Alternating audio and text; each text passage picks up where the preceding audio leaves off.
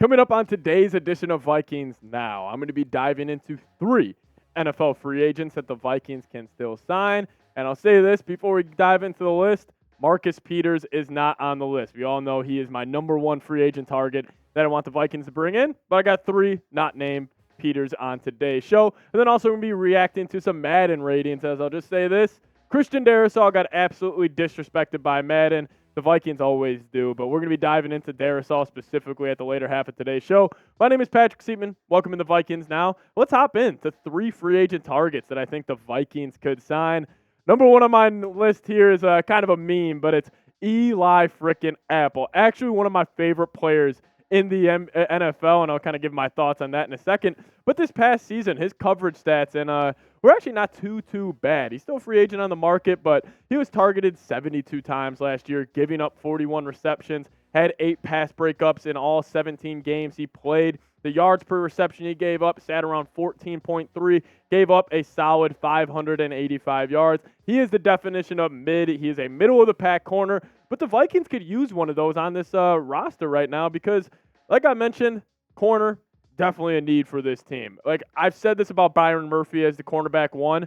I like him. Do I love him at CB1? No, not at all. Andrew Booth, I think he's going to pop off this year. My man Chipper, producing the show, went to Clemson. He's a big fan of Booth as well. So I'm going to see Booth, if he stays healthy this year, I think he could solidify himself as CB2 on this team. Cornerback 3 right now, we got it out of Caleb Evans. Maybe it could be Mekhi Blackman if he takes over and Evans struggles in the earlier part of this year.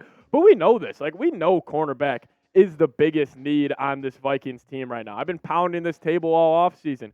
Sign more corners because, honestly, we are an Andrew Booth injury or a Byron Murphy injury away from being probably the worst cornerback room in NFL history. Like, there's no top-end talent. We're not deep. If we have an injury to Booth or Murphy, it could get ugly. And actually, funny enough, I actually like all of Eli Apple's antics on the field. Like, I know a lot of people say, like, oh, it's too much. You shouldn't be doing all this. Like, focus on your play. But I love the swagger. I love the confidence, even though he can't really break it up too much. But I think it kind of instills confidence in his teammates. Like, I think his other corners on this team are looking at him like, hey, you're getting in the mouth of that wide receiver. You're jawing there. We're going to back you up. I just think it adds camaraderie to a team. And honestly, the Bengals secondary, it's been very, very solid over the past years. Obviously, the production side of things from the Bengals secondary, you can't really contribute too much to Eli Apple. But the overall swagger and confidence they play with, shout out to Eli Apple. I would love him on the Minnesota Vikings.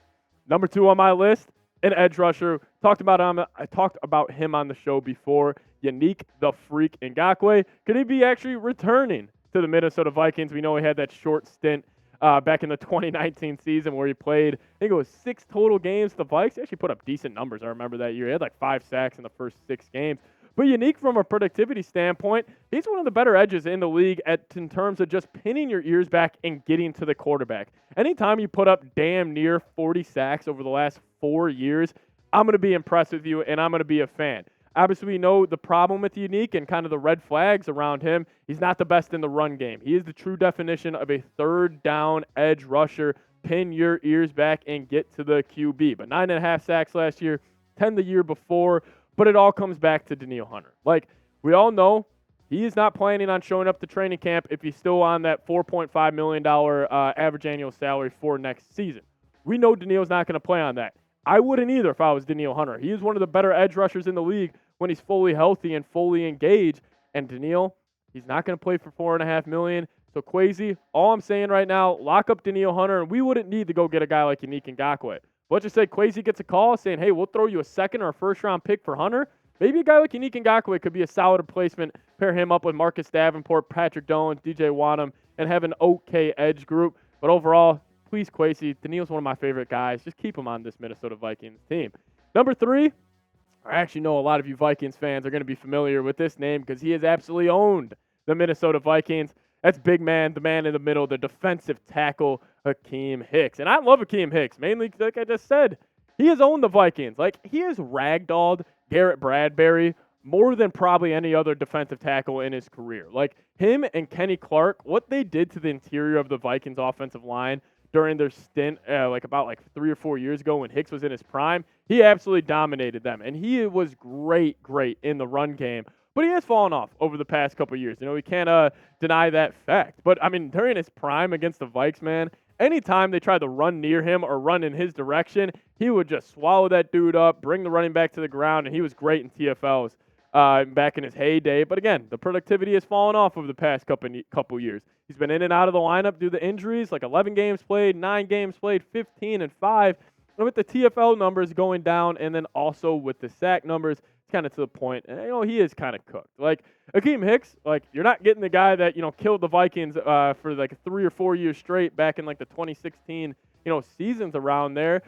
But also, I would sign him at the same time. I do think he's cooked, but I'd also sign him because I think he is a guy who could be a rotational piece for the Minnesota Vikings. Like, we all know Harrison Phillips, Kairos Tongo, they're going to get the majority of the reps at that D tackle spot. But I wouldn't hate bringing Akiem Hicks and also just kind of being a veteran in that locker room. Like, I'm a big vets guy, just not for their on-the-field production, but for their off-the-field production. Like, they're going to be able to hold it down, be mentors for these young guys.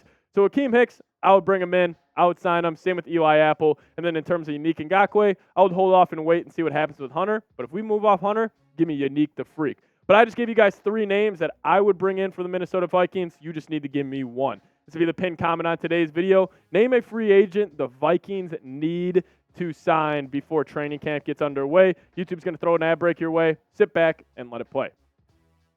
Now let's do it. Let's react to some Madden ratings. It's that time of the year again, folks, where not a lot's going around our Minnesota Vikings. So let's bring it to the Madden side of things. Let's bring it to the sticks. Let's bring it to the consoles. And obviously we know number 1 on the Vikings list of Madden rating players, 99 overall, the best wide receiver in the league. In my opinion, the best overall weapon in the league, Justin frickin' Jefferson. He got the 99 overall spot. I was happy that he got this. I was a little concerned that maybe they would still give it to Davante Adams, who he still deserves a 99. I mean, Davante Adams being a 97, in my opinion, is an absolute joke. Him and Jefferson are the 2 best wide receivers in the league, in my opinion, and they're both should be rocking 99 overalls. But then TJ Hockenson, the tight ends, got released earlier today. He sat at 90 overall. I think it was the 3rd or 4th on that list. Obviously, Kelsey and Kittle, and Mark Andrews get the top odds or top notches there. But Hawk came in at a 90, and then Harrison Smith. I am going to say this. This is a little overrated. Like, Harry did not have the best year last year. We clearly seen him lose a step. I just think this is a kind of a name, you know, where the Madden, like, I mean, Zeke, for example, is an 84 overall still. Like, Harry at a 90 overall, I get it. Well, I love it because whenever I use the Vikes, he'll be a little better than he is on Madden than actually in person. But then Danielle Hunter being an 87 overall, this kind of rubbed me the wrong way. I understand he only had 10.5 sacks last year. But the transition from a 4-3 to a 3-4, he really struggled in the first half of the year, but then he really ramped it up in the second half. I would have probably gave him a 90 and maybe just flop Harrison Smith and Danielle Hunter. But then Brian O'Neill, our right tackle, had a very solid year as well in this past season. He sat at an 86 overall. One of the kind of guys that just embody consistency in the NFL. He's rarely hurt. Obviously, he ended up being hurt last season, was his first major injury, but he's rarely hurt, always in the lineup, and always showing out. But let's talk about this. Christian Darrisaw was an 85 overall. An 85 overall. He wasn't a top 10 tackle, according to Madden. And are we serious right now? Like, Christian Darrisaw last year, he had his breakout season. Like, we've heard guys like Trent Williams talk about Darrisaw, saying he's going to be the best left tackle in the league in just a couple years. And I can't wait. Christian Darrisaw, I'm calling it this year. He's going to allow 0 sacks in this upcoming season because he only allowed 1 last year, and that was to frickin' Micah Parsons. So I think Christian Darrisaw is going to keep on getting better out of Virginia Tech. I've loved him coming out. He's got these big old hands. If he gets them on you, you're cooked. He's obviously struggles a little bit moving laterally, but if he gets his hands on you, he's a typical old school left tackle. Should be way higher than an 85 overall. Well, as you guys, obviously new Madden coming out in mid-August. I've stopped playing Madden over the past couple of seasons, but as you guys are going to check out the new Madden. Give me a Y for yes. Give me an N for no down in the comment section. Thank you guys so much for watching today's show. See you guys next time. Skol Vikes.